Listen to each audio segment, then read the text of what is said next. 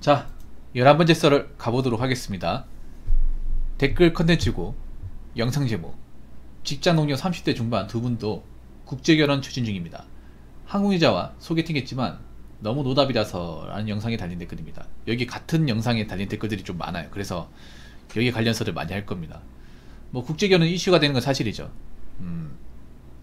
유튜브에서도 국제 관련 이제 컨텐츠가 많아요. 뭐 국결 커플이라든지 아니면 이제 한국 남자들이 해외 가가지고 그 나라 여자분들 만나 데이트한다든지 아니면 이제 거기서 이제 뭐 연애를 한다든지 그런 컨텐츠가 인기가 많습니다. 여러분 많이 봤을 거예요. 근데 반대 경우는 잘 없어요. 그러니까 뭐냐 하면 한국 여자가 외국 남자하고 연애한다거나 아니면 뭐 만남을 가진다거나 아니면 이제 한국 여자 외국 남자 그런 커플이나 이런 컨텐츠는 사실 잘 없는 것 같아. 비교하자면 찾아보면 있겠지만 아무튼 이것만 보더라도 국제결혼의 어떤 관심도나 그런 한국 남자들이 국제결혼을 이제 바라보는 어떤 그 열정 같은 게 많이 느껴져요. 불과 몇 년 전만 하더라도 국제결혼은 좀 낯선 이미지였는데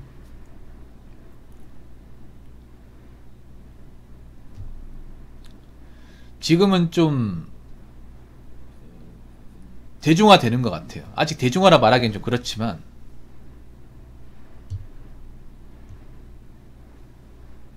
그래도 관심을 많이 가지는 것 같아요. 네. 그리고 시도 자체도 늘고 있고 뭐 제 방송에도 국제결혼 하신 분 있고 국제연애를 하신 분도 있어요. 근데 보면 하나같이 공통점이 있어요. 국제결혼 하신 분들 국제연애 하신 분들이 어떤 게 있냐면 한국 여자에 대한 피해의식이 좀 많아. 한국 여자에 대한 PTSD가 장난 아니에요. 유독 국제결혼 연애하시면 풍문을 들었으니 전부도 만만치 않은 것 같아요. 약간 한국 여자에 대한 기본적인 어떤 그런 피해의식과 PTSD가 심한 것 같아요. 그러니까 저렇게 심하게 얘기한, 내가 얘기한 것보다 더 심하게 얘기하거든요, 저분이. 다 있더라고. 제가 그동안 봤던 분들, 지금 안 들어오는데, 필리핀 여자하고 사귀시는 그분도 있고, 그리고 우리 에드워드님 우리 애틀란타 거주하시는, 그리고 그분은 있고, 테슬라 노프님, 그분 태국 사시는, 뭔가 한국 여자한테 세게 대인 경험이 있는 분들. 다 있어. 이게 다 있어. 내가 여지껏 그 국제결혼 연애 하려 보니까 그분들이 보통의 한국 남자보다 약간 한국 여자에 대한 어떤 기본적인 적개심이 좀 심한 것 같더라고요. 그리고 제 방송에 댓글단 앤디키님, 저분도 심해요. 그분도 이제 러시아 여자분을 결혼했거든요. 그게 왜 그러냐 하면 좀 그런 걸 많이 느끼신 것 같아요. 뭐냐 하면 국제결혼 하시는 분들이 한국 여자에 대한 어떤 기본적인 견제 같은 것들 그리고 차별 같은 것들을 좀 많이 겪는다고 해요. 그러니까 예를 들어서 내가 베트남 아가씨하고 어떻게 연애해서 한국 땅에 산다고 했을 경우에 살아가면서 한국 여자들이 안 이꼽게 본다거나 뭔가 좀 이제 내 와이프를 좀 외국 여자라고 좀 깔보는 그런 것들을 좀 많이 겪는다고 하더라고요. 뭐 자기들 얼마나 대단하다고. 자기들이 뭐 얼마나 대한민국에서 뭐 해놓은 게 있다고 왜 깔보는 거야. 그 무시하십시오. 그런 게 있으면. 배 아파서 그런 건 배 아파가지고. 근데 다 있는 것 같아. 국제결혼. 아, 장우진님도 국제결혼 하신 거예요? 아, 그렇구나. 그러니까 이게 뭐냐 하면 그런 겁니다. 뭐 풍문님도 그렇고 장우진님도 그렇고 국제결혼을 이제 하신 분이 처음부터 국제결혼 하려고 마음먹은 건 절대 아닌 거죠. 원래는 한국에 있는 여자 만나서 내가 한국 사람이니까 당연히 한국 땅의 여자 만나서 한국에 자녀를 낳고 살아야겠다 그런 마음 가졌을 거 아니야. 누구나 다 그런 마음 갖죠. 근데 그게 잘 안 됐죠. 물론 남자가 부족해서 안 된 것도 있지만 근데 그런 것도 있어요. 아마 공감하실 겁니다. 두 분 다. 솔직히 여자가 정말 뭐 능력이 좋고 대단한데 내가 만약에 눈이 높다 그러면 뭐 내가 짝을 못 찾았다고 얘기할 수 있겠지만 뭐 두 분 다 아시겠지만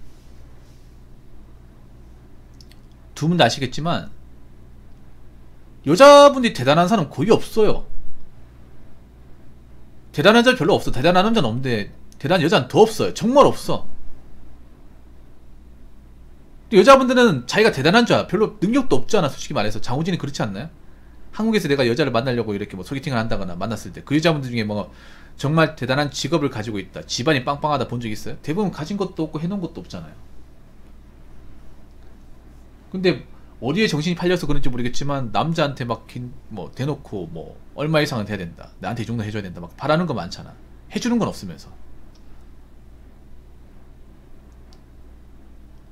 그래서 그런 걸 알 수 있죠. 뭐 장우진님이나 이제 풍문이님이나 그런 거죠. 와, 한국 여자가 얼마나 거품이 심한지. 어?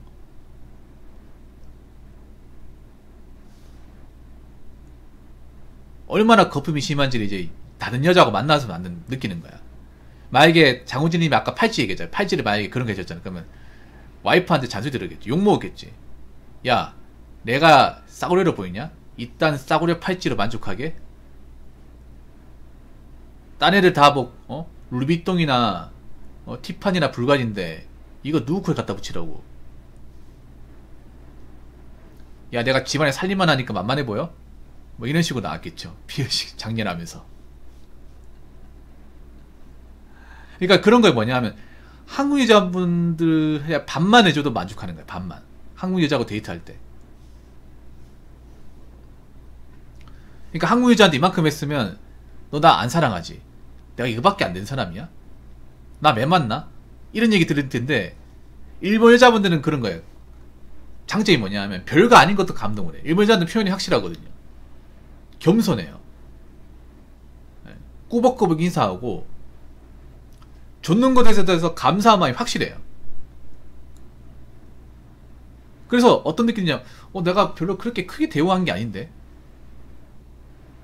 나한테 왜 이러지? 이게 맨 처음 잘 모르면 한국 여자한테 이런 거 하면, 야, 이게 다야? 야, 거지냐? 너 나 안 사랑하지? 안 사랑하니까 일단 싸구려 때우는 거 아니야. 우리 어떤 나이인지 알고 있어, 오늘? 막 이런 식으로 이제 쿠사리 먹었을 텐데, 일본자한테 반만 해주니까, 아이고, 고맙습니다. 고맙습니다는 얘기 일본어는 무슨 말인지 모르겠지만.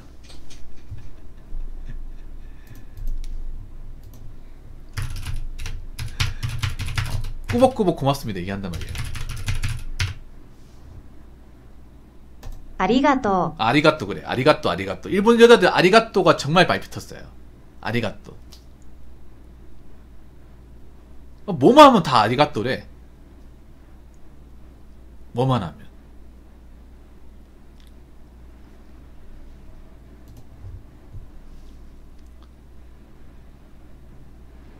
그리고 일본 여자들은 남자들이 부담되는 행동을 잘 안 해요. 한국 여자들은 부담되는 행동 밥 먹듯이 하죠. 그걸 사랑한다고 생각하죠. 근데 일본 여자들은 사랑한다는 게 반대예요. 내가 남자한테 짐이 되지 않고 불필요한 걸 요구하지 않아야 사랑한다고 생각합니다. 우리나라하고 여자하고 완전히 정반대예요. 그게 일본의 여자적입니다. 일본의 여자적이 뭐냐 하면, 일본의 여자들 중에 가장 중요한 것 중에 하나가 남자한테 짐이 되지 않는 거, 남자한테 불필요한 걸 요구하지 않는 거, 남자한테 뭔가 부담을 주지 않는 게 이게 여자적이거든요. 근데 우리나라 여자들은 반대로 하는 거예요. 정반대로. 오히려 남자한테 책임을 많이 지우고 부담 많이 느끼게 이 사람이 나한테 해주는 게 많기 때문에 그걸 사랑한다고 생각합니다. 이런 마인드를 가진 나라가 대한민국밖에 없어요. 그러니까 부모님도 알게 되는 거죠. 아, 대한민국이 진짜 비정상이었구나. 정말 비정상이었구나. 이 비정상인 거를 정상으로 받아들이고 있구나. 그럼 정말 얼마나 멘탈이 멀쩡하지 않은 거야?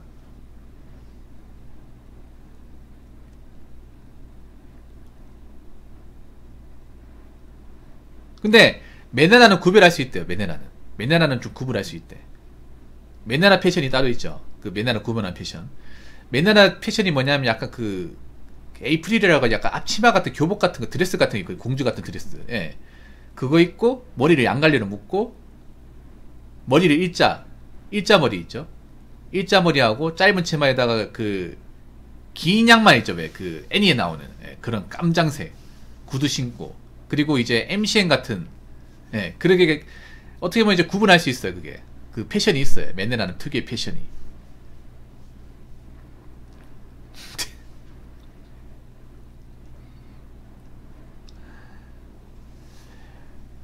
아무튼 이런 얘기 들으면 좀 우리가 뭔가 좀 심각한구나라는 것을 느끼셔야 됩니다. 이 한국 땅에 있으니까 문제가 없다고 생각하는데 문제가 많아요. 문제가 많습니다. 앞으로 이 문제가 국제화가 될 거예요. 우리나라에서만 알고 있는 게 아니라 해외에서도 알려지게 될 거야. 그럼 누가 손해일까요? 한번 잘 판단해 보시기 바라겠습니다. 자, 댓글 한번 읽어보도록 하겠습니다. 예비한도 무제한, ATM기들이 깨어나기 시작했다. 야, 이 말도 웃기다. ATM. 그러면 여자들은 그냥 자기 역할을 못하는 거네? 남자들은 한 번도 ATM 역할이 되어본 적이 여자는 ATM이라는 거야. 그러면 자기들은 일을 안 해도 된다고 생각하는 거잖아. 그러면 ATM이 떼어놨다면 ATM이 자기를 떠나는 거고, ATM이 떠나면 그 사람들은 이제 아무것도 할 수, 아무것도 믿을 구석이 없는 거네요. 그러면 이제 ATM 없으면 자기들이 ATM 역할을 해야 되잖아. 근데 ATM 역할을 한 번도 해본 적이 없어요. 그럼 어떻게 살겠다는 거야?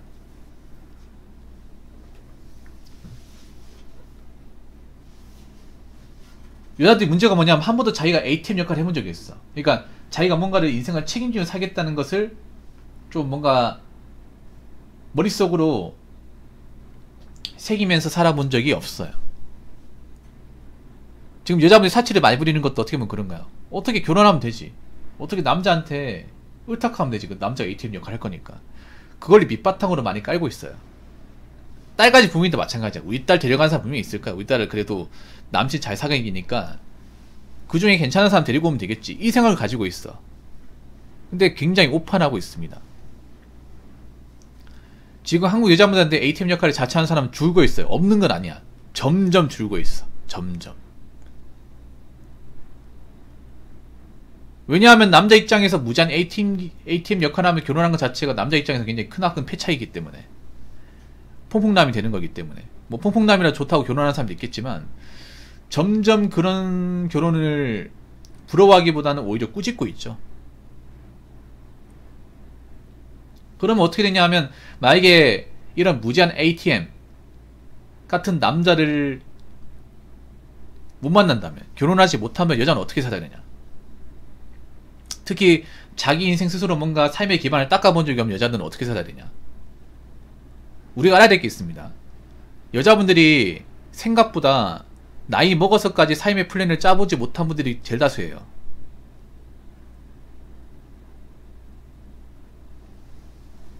그렇기 때문에 이런 무제한 ATM 같은 퐁퐁남 같은 사람 구하지 못한다면 40이 넘어가면요, 그때부터 여자들의 우울증이 급증할 수밖에 없습니다. 왜냐면 그때부터는 삶의 피부로 맞는단 말이에요. 그러니까 30대까지는 여자분들이 멘탈리지 못하다가 40대 되면 멘탈리지 할 수밖에 없어요. 왜냐면 그때 되면 이제 아예 끊겨버려요. 그냥 연애나 결혼이나 완전 끊겨버려. 완전히 끊겨버려요. 그럼 이제 포기하고 단절을 해야 되거든요. 그러면 이제 자신들이 뭔가 벌려놓은 거 있잖아요. 자신들이 뭔가 생각하지 못한 것들, 삶의 무게를 감당해야 됩니다. 근데 문제는 뭐냐면 여자는 40대부터 일하는 게 힘들어요. 직장 다니기 어렵습니다. 그러니까 직장에 버티는 게 힘들어요. 그리고 그 나이 먹도록 뭔가 좀 금전적인 능력이나 재정 상황을 안정화시키지 못해서, 그게 대부분 월세예요. 월세입니다. 월세. 월세인데 또 그만큼 소득은 없어. 멘탈이 안 좋으니까 뭔가 의지하게 필요해서 개고양이 키워요. 근데 개고양이 공짜로 키우냐고. 돈 들 거 아니에요. 그래서 앞으로 여자가 이제 혼자 사는데 개고양이 키우면 이게 더 이미지를 안 좋게 보일 수도 있어요. 나중에 가서는.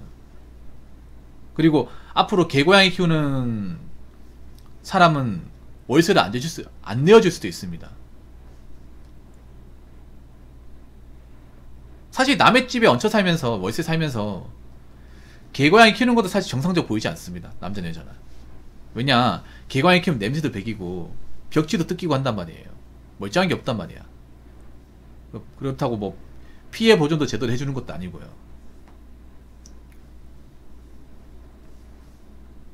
그리고 실제로 이제 원룸 건물주 분들이 그런 고충도 있다고 합니다. 여자분들이 이제 뭐 개고양이 키운다고 해서 넣어줬더니 월세도 제대로 안 내고, 그 나중에 야반도주 했는데 벽지하고 다 상태가 안 좋아서 복구한 돈 들었다. 이거 돈 벌려고 했는데 돈이 더 나가더라. 이렇게 얘기하는 사람도 있습니다. 그리고 여자분이 결혼 안 하고 살았을 경우 뭔가 특히나 경제적으로 뭔가 기반을 닦아놓지 않으면 멘탈이 안 좋을 수밖에 없어요. 그러니까 멘탈을 제대로 잡고 살기 어렵습니다. 남자도 멘탈 잡고 사는 이유가 돈을 벌고는 기반을 닦아놨으니까 사는 거지. 남자도 여러분 아시겠지만 빚 있고 나이 먹어서 일도 안 하는 사람 보면 멘탈 안 좋죠. 맨날 술 먹고 넋이 나가 있죠. 여자도 마찬가지예요. 여자는 더 심했으면 더 심해지 덜하지 않아 이게. 특히 젊은 나이 때부터 약간 멘탈이 안 좋은 분들이 생각보다 많아요. 근데 그런 분들이 만약에 짝을 못 찾잖아. 그럼 나이 먹으면 더 안 좋아지는 거야. 아니면 젊었을 때 멘탈이 좀 그래도 괜찮았던 분들도 나이 먹어서 형편이 어렵고 하잖아. 그럼 멘탈 안 좋아져. 거기다가 문제는 뭐냐면 멘탈이 더 안 좋아지는 이유 중에 하나가 이제는 더 이상 희망이 없다는 거예요. 뭐냐면 더 이상 내가 결혼할 수 있다는 희망도 없고 이 삶이 나아진다는 희망이 없어. 그게 더 사람 힘들게 하거든요. 우울증이나 그런 거야. 뭐냐면 내가 여기서 이제 더 이상 올라가기 힘들다는 거. 경제적으로 아니면 환경적으로 바꿀 수 없다는 거. 그걸 받아들이면 힘들단 말이에요 이게. 그러니까 어린 나이 때부터 책임을 지면서 나이를 감내하고 어느 정도 메타이즈 하는 게 습관이 잡혀 있어야 돼. 그래야 충격이 덜 하단 말이에요. 근데 메타이즈 하는 걸 젊었을 때 안 하다가 나이 먹어서 한꺼번에 하려고 하니까 이게 못 견디는 거예요 이게. 못 견디다 보니까 이제 좀 정주를 놓고 사는 거죠 이게. 현실 부정을 하는 거죠. 현실 부정. 여자분들 그렇게 되고 싶지 않죠. 그러려면 젊었을 때 있잖아요. 본인부터 정신을 차리고 좀 멘탈이 건강해야 되고 정상적인 사고를 가져야 되고 그리고 웬만하면 결혼을 하는 쪽으로 가는 게 낫습니다. 젊었을 때 답 없는 분들 보이는데 그분들은 나이 먹으면 더 답 없어져요.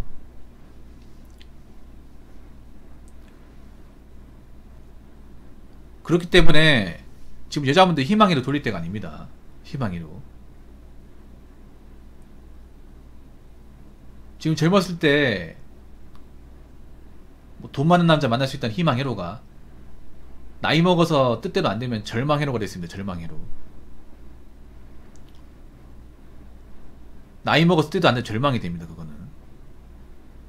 그리고 희망이라는 것은 어느 정도 실현 가능성이 있어야 희망을 가질 수 있는 거지. 실현 가능성이 없는 것에 희망을 가지면 안 되겠죠.